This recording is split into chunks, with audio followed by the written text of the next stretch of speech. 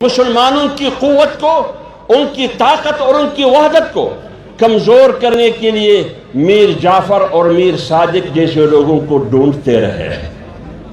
کس کو ڈھونڈتے رہے؟ میر جعفر، میر صادق جیسے لوگوں کو۔ انگریز نے دوسرے انگریز کو کہا کہ آج کسی میر جعفر، میر صادق کی ضرورت نہیں ہے، آج کی تاریخ میں مولوی بھی کرائے پہ ملتا ہے۔ آج کی تاریخ میں مولوی بھی کرائے پہ ملتا ہے۔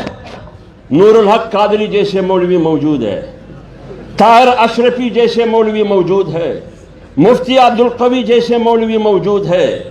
5 تنظیمات وفاق المدارس تنظیمات کے مقابلے میں جو 5 تنظیمات حکومت نے رجسٹر کروا کے ایسے مولوی بھی موجود ہے۔ اس کو کہتے ہیں سرکاری اور درباری مولوی۔ ہم نے سرکاری اور درباری مولوی نہیں بننا، کیوں؟ تاریخ میں مجدد کا نام بھی ہے، مجدد الفسانی کا نام ہے۔ وہ اکبر جلال الدین کے مقابلے میں تنہا کھڑا ہوا، تنہا۔ بڑے بڑے علماء ابو الفضل اور فیضی جیسے لوگ یہ اکبر کے پہلو میں بیٹھے تھے، اکبر کے دین کو دین الہی کہتے تھے، لیکن ایک مجدد تنہا کھڑے ہو کر اس اکبر کا مقابلہ کیا، آخرکار اکبر ان کے گھٹنوں میں پڑا تھا۔ آپ بتاؤ میں کیا کروں؟ آج بھی بین الاقوامی منصوبہ یہ ہے کہ مدارس کو ختم کر دے، بین الاقوامی منصوبہ یہ ہے کہ منبر اور محراب کی آواز بند کر دے، بین الاقوامی منصوبہ یہ ہے کہ اسلامی سیاست پر پارلیمنٹ اور جمہوریت کی دروازے بند کر دے، جس کی ثبوت 25 جولائی 2018 کا الیکشن ہے۔ کہتے ہیں کہ اگر آپ نے اس مذہبی انتہا پسندی کو ختم کرنا ہے، آج سے 2 ہفتے پہلے آج سے ایک ریٹائر جرنل نے سوشل میڈیا پہ کہا کہ مدارس کے خلاف منصوبہ بندی کرنا وقت کا تقاضا ہے، وقت کا تقاضا ہے۔ یہ کس کی زبان بول رہا ہے؟ یہ کس کی زبان بول رہا ہے؟ مدرسہ تو موسیٰ تھا، موسیٰ، یہ فرعون کی زبان بول رہا ہے۔ مدرسہ تو جناب رسول اللہ تھے، یہ قیصر، کسریٰ، ابو لہب اور ابو جہل کی زبان بول رہا ہے۔ یہ کس کی زبان بول رہے ہیں؟ یہ واشنگٹن، برلن اور لندن کی زبان بول رہے ہیں کہ مدارس کو بند کیا جائے، اور قانون سازی کے ذریعے مولوی کو گالی دو، کوئی پرواہ نہیں، سیاستدان کو گالی دو، کوئی پرواہ نہیں، لیکن اگر صاحب کو گالی دی تو بڑی بات ہے۔ یہ تو ہم نے سنا تھا کہ بندوق کے نوک پر ایک شخص یا چند لوگوں نے ایک عورت کی عزت لوٹنے کی کوشش کی۔ یہ تو میں نے سنا تھا، آپ لوگوں نے بھی سنا ہوگا، اور بار بار اور کئی بار ہم نے سنا ہے کہ فلان عورت اور فلان خاتون کی عزت چند لوگوں نے، چند افراد نے لوٹنے کی کوشش کی بندوق کے نوک پر۔ لیکن یہ پہلی دفعہ سن رہا ہوں کہ بندوق کے نوک پر عزت کروائی جاتی ہے، بندوق کے نوک پر۔ میری عزت کرو ورنہ تمہیں ماریں گے، یہ پہلی دفعہ سن رہا ہوں۔ یہ ہے انوکھی واردات۔ ہم پاکستان کے طاقتور اداروں کے خلاف نہیں ہے، ہم فوج کے خلاف نہیں ہے، فوجی ادارے کے خلاف نہیں ہے، ہم اس کو، یہ ہزاروں لوگ بیٹھے، مجھے کسی قسم کی شرم نہیں، میں ببانگ دہل علل اعلان کہتا ہوں کہ میں فوج اور فوجی ادارے کو سلام پیش کرتا ہوں، لیکن اس وقت جب وہ آئین کے دائرے میں رہے۔ میں آپ کے کردار کے خلاف ہوں۔ ابھی جو 2 سال سزا آپ نے رکھا ہے قانون کے مطابق، لیکن اگر آئین کی خلاف ورزی ہوگی، کس کی؟ آئین کی اور دستور کی خلاف ورزی ہوگی۔ دستور میں نے بھی حلف لیا ہے دستور میں آپ نے بھی حلف لیا ہے، میں نے بھی پاکستان کی وفاداری کا حلف لیا ہے، لہذا میں پاکستان کا وفادار ہوں اور پاکستان کا وفادار رہوں گا اور پاکستان کے استحکام کے لیے تن دن من جان مال سب کچھ لگاؤں گا۔ لیکن آپ کا حلف یہ ہے کہ تم نے زندگی کے کسی بھی کونے میں سیاست میں مداخلت نہیں کرنی ہے۔ جس دن تم نے سیاست میں مداخلت کی پھر تم سیاسی بن گئے، پھر سیاست پر تنقید ہوگی۔ یہ ہے اصولی بات۔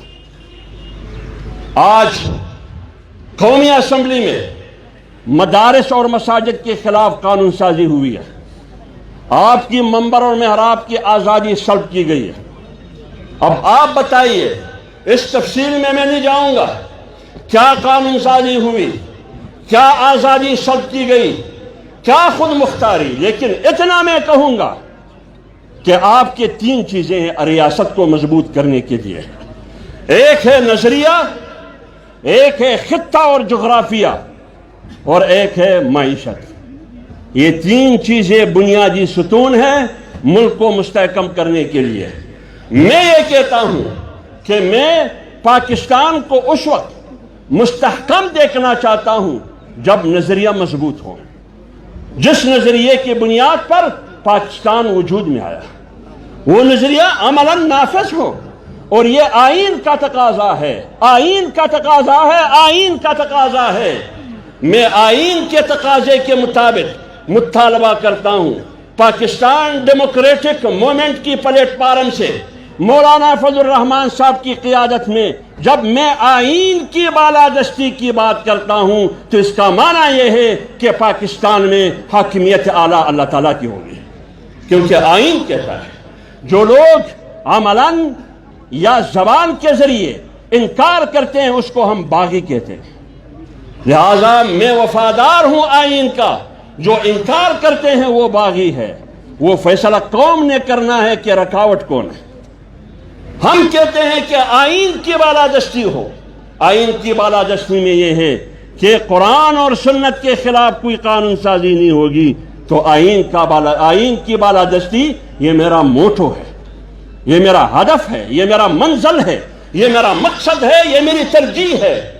میں یہ کہتا ہوں کہ اسلامی تہذیب ہو مغربی تہذیب نہیں، مادر پدر آزاد معاشرے کی تشکیل نہیں، اسلامی تہذیب یہ آئین کا تقاضا ہے، آئین کا۔ لہٰذا میں آئین کی وفاداری اور پاسداری کی بات کرتا ہوں، تم آئین سے بغاوت کی بات کرتے ہو۔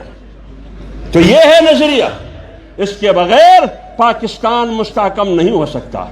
دوسری چیز جغرافیہ ہے، اور موجودہ حکومت نے بار بار پاکستان کے نظریے پہ حملہ کیا ہے، ختم نبوت پہ حملہ کیا ہے۔ یہ حملہ پاکستان کے نظریے پر ہے، پاکستان کے آئین پر حملہ ہے، ناموس رسالت کے قانون پر حملہ کیا ہے۔ یہ آئین اور ریاست پاکستان اور اس کی نظریے پہ حملہ ہے۔ تم نے قانون سازی کر کے منبر، محراب، مسجد اور مدرسے پر حملہ کیا ہے، یہ پاکستان کی آئین پر حملہ ہے۔ اور کس کے کہنے پر؟ FATF کے کہنے پر، فائنینشل ایکشن ٹاسک فورس کے کہنے پر۔ تم تو میرے نظریے کی بےخطینی بھی کر رہے ہو، تو پھر آپ بتائیے اس حکمران کو ہم اجازت دیں گے؟ ہم نے تو انگریز کو بھی اجازت نہیں دی۔ 10 سال ضیاء-ال-حق نے اسلام کے نام پر اسلام جھوٹ بول کے ان کو بھی اجازت نہیں دی کہ وہ کھلواڑ کرے، اور اس لونڈے کو بھی ہم اجازت نہیں دیں گے جو وہ مدینے کی ریاست کے نام پر، وہ مدینے کی ریاست کے نام پر مدینے کی ریاست کو بدنام کرے، اس کو بھی اجازت نہیں دیں گے۔ مدینے کی ریاست قائم کرنے کے لیے، مدینے کی ریاست کو قائم کرنے کے لیے اس کے تقاضوں کے مطابق شکل ہونا ضروری ہے۔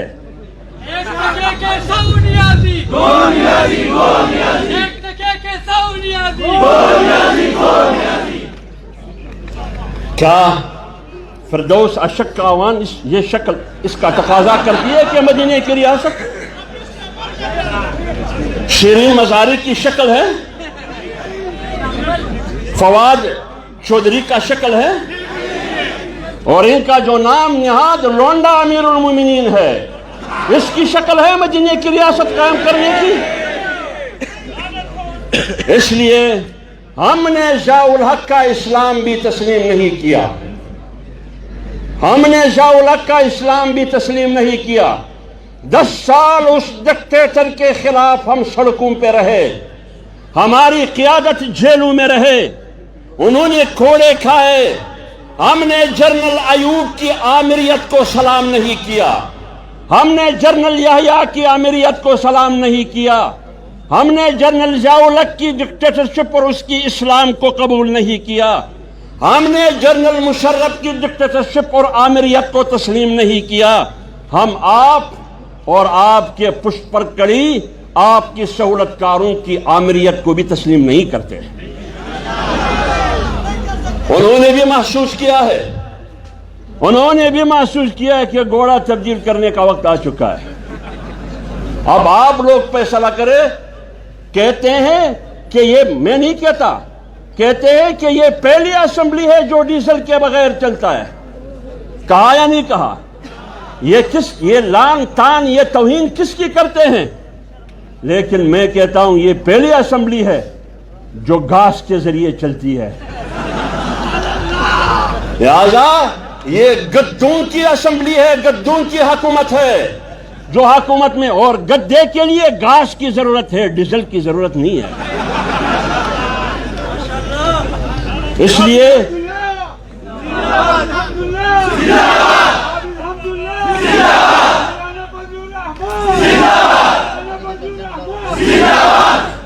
تین طبقوں کی حکومت مجموعہ ہے یہ پاکستان تحریک انصاف، 3 طبقوں کا مجموعہ ہے۔ ایک ہے لوٹوں کا مجموعہ، سیاسی لوٹے۔ نمبر 2 ووٹ چھاپ مجموعہ، وہ طبقہ، ووٹ چھاپ طبقہ۔ اور نمبر 3 ذاتی وفادار اور یاروں کا، یار غار کا مجموعہ۔ کس کا؟ یار غار، جس کا سب سے بڑا یار غار مراد سعید ہے۔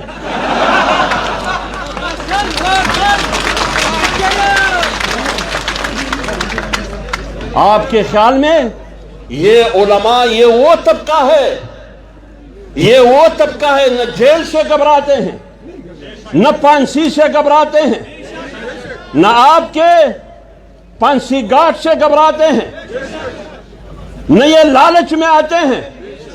یہ ناچنے والے نہیں ہیں، یہ ناچنے والیوں کے عادی بھی نہیں ہے، یہ پگڑی اور داڑھی والی ہے۔ پگڑی اور داڑھی والے، ان کی طاقت انگریز سے پوچھئے۔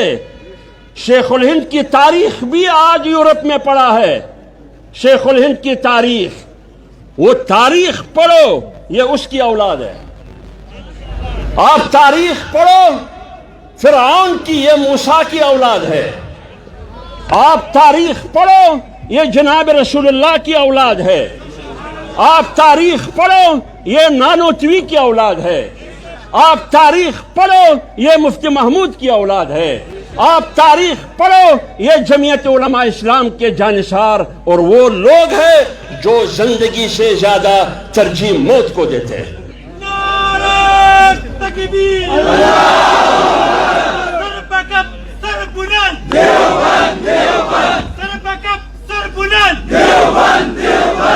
دوسری بات،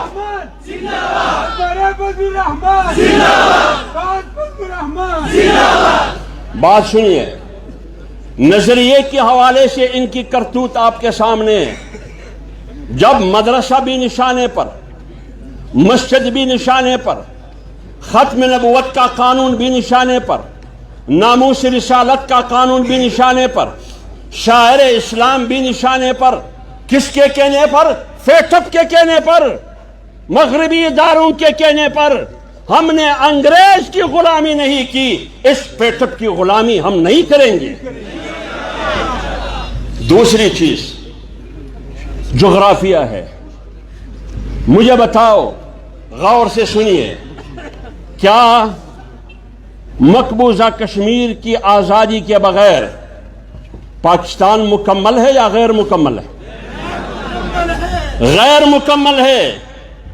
کیوں؟ قائد اعظم نے کہا کہ مقبوضہ کشمیر ہمارا شیرگ ہے، لیکن اس کھٹ پتلی حکمران نے جغرافیے کو اتنا بڑا نقصان دیا، 5 اگست 2019 کو مقبوضہ کشمیر کو ٹرمپ کے کہنے پر نریندر مودی کے حوالے کیا۔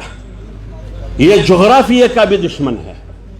انہوں نے نریندر مودی کی کامیابی کے لیے دعائیں کی کہ مودی کی کامیابی میں کشمیر آزاد ہوگا۔ کہاں یہ ہے آزادی؟ اور 73 سال میں پہلی دفعہ اس حکومت نے بھارت کو سلامتی کونسل کی ممبرشپ کے لیے ووٹ دیا۔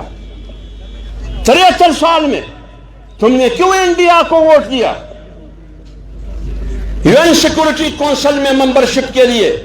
کیوں ووٹ دیا تم نے؟ جواب نہیں ہے ان کے پاس۔ یہ جغرافیے کا بھی دشمن ہے۔ آج وہ دوست ممالک، سعودی عرب جیسے ملک، متحدہ عرب امارات جیسے ملک، چین آپ کے پڑوس میں، یہ سب ناراض ہے۔ یہ سب ناراض ہے۔ ناراضگی کا ایک دلیل میں پیش کرتا ہوں۔ 74 سال میں پہلی بار chief of army staff of India سعودی عرب اور UAE کا دورہ کر رہا ہے۔ 74 سال میں۔ اب کہتے ہیں کہ ہم اور اسٹیبلشمنٹ اور فوج ایک پیج پر ہے۔ سوال یہ ہے کہ کیا مقبوضہ کشمیر کو نریندر مودی کے حوالے کرنا تم ساتھ ہو یا نہیں؟ سوال حق ہے یا نہیں ہے؟ ادھر تو سوال کرنا بھی بہت بڑا جرم ہے۔ لاش اٹھانا آسان ہے، لیکن سوال کرنا بہت بڑا مشکل ہے۔ اور معیشت کے حوالے سے اسٹیٹ بینک، قومی بینک، آپ کا مرکزی بینک، بینک آپ کا، پیسہ آپ کا، IMF کے کہنے پر بینک IMF کے حوالے کیا جا رہا ہے۔ آپ سلطنت عثمانیہ کی تاریخ پڑھے اور مصر پڑھے، یہی جو رضا باقر آج اسٹیٹ بینک کا گورنر ہے، IMF سے آ کے مصر کی مرکزی اور دولتی بینک کا گورنر رہا۔ آج مصر کی معیشت زمین بوس ہو چکی ہے۔ اسی کو آج لا کے اسٹیٹ بینک کا گورنر بنایا اور اسٹیٹ بینک کو IMF کے حوالے کیا جا رہا ہے۔ اس کا معنی یہ ہے کہ میری قانون سازی بھی IMF کے کہنے پر، میری معیشت IMF کے کہنے پر ان کے حوالے کیا، اور میرا جغرافیہ بھی ٹرمپ کے کہنے پر نریندر مودی کے حوالے کیا۔ اس لیے آخر میں ہم یہ سوال کرتے ہیں کہ ہم نے پاکستان کو بچانا ہے، اسلامی جمہوریہ پاکستان کو، یا ہم نے عمران خان کو بچانا ہے؟ فیصلہ قوم نے کرنا ہے۔ ہم نے پاکستان کو بچانا ہے۔